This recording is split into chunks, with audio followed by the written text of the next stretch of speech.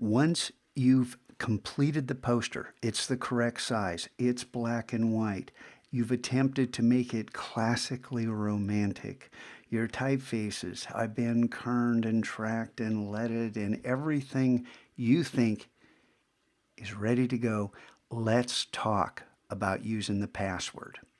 Okay? But chances are I'm going to say, hey, what do you think about, this little squiggly on top of by? Is it a little close? And what about this space right here? But, if I make little suggestions, it's only to help you notice things that might make your design a little better. And the goal of this is to make the best possible poster you can, not to finish this project and move on, because it's not a race in here. We're looking to create excellence.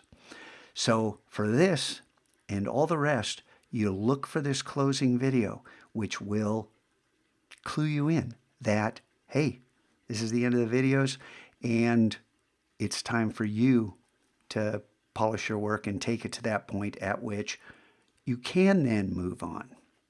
Got it? Good luck.